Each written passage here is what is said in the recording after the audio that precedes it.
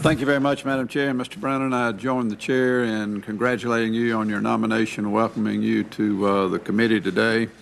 And I don't have to remind you, because you are a career individual, of the importance of your nomination to head the Central Intelligence Agency. I also want to welcome your family and thank them for their support of you during your years of commitment to our government.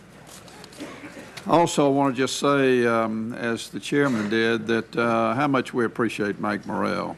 And I'm very pleased to see that in your prepared statement you mentioned Mike and his contribution to the Central Intelligence Agency, and that you intend to keep Mike in place. He is a very valued public servant and a guy who has stepped into a very difficult situation now twice, and has led with great commitment and has provided the kind of leadership the agency has needed. Mr. Brennan, if confirmed as the next director, it'll be your responsibility to lead the CIA as our nation continues to face significant national security challenges. While we've heard a lot in recent months about al-Qaeda being decimated and on the run, it is by no means destroyed, and the threat of terrorism from its affiliates, especially in Yemen and North Africa, remains very real.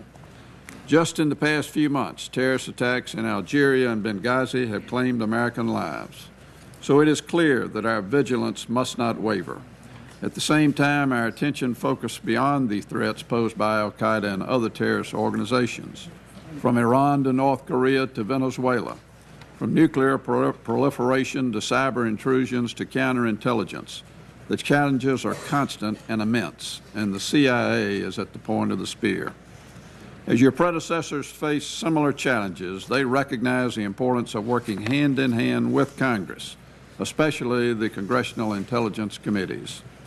I appreciated your commitment to me to be open and transparent with this committee if you are, in fact, confirmed as the next director. I expect this commitment to actually be borne out in practice regardless of political pressures, and not just become words spoken during the confirmation process. Far too often, the committee is facing unnecessary and, frankly, legally questionable obstacles in receiving needed oversight information from the intelligence community.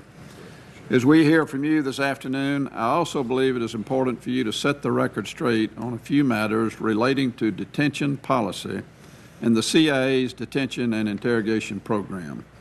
We know that the 2009 executive order removed the CIA from the detention business, but the current framework is simply not working to get real-time access to intelligence from terrorist detainees.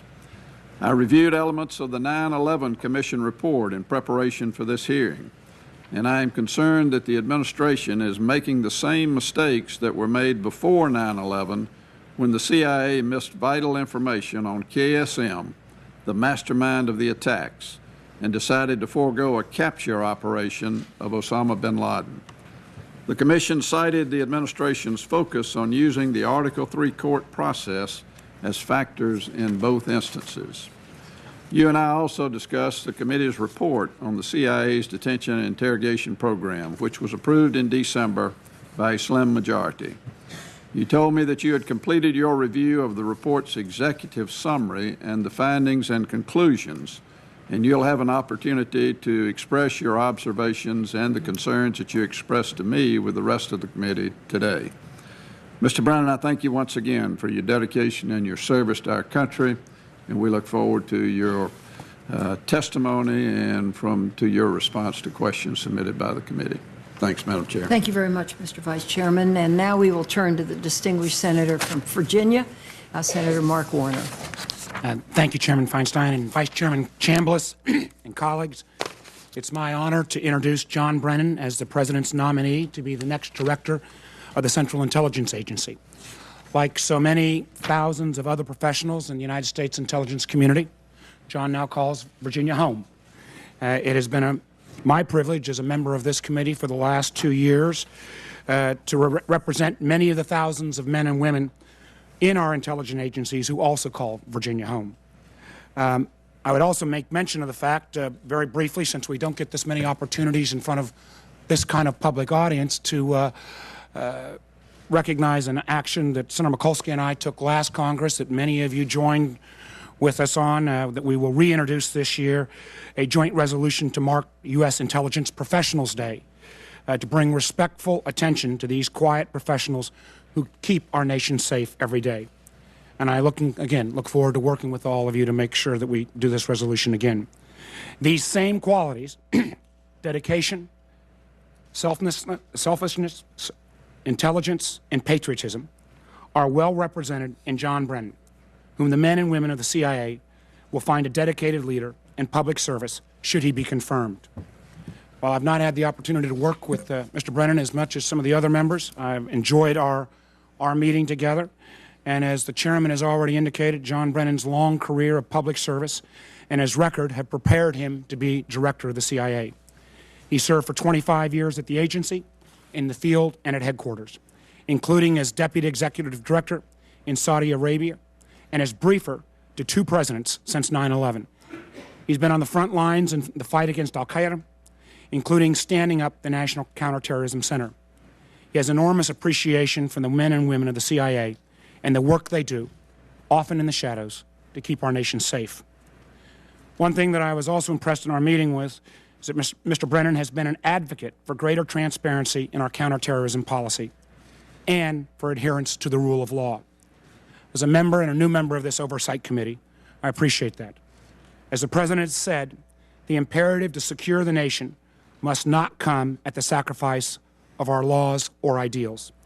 This needs never be an either-or choice.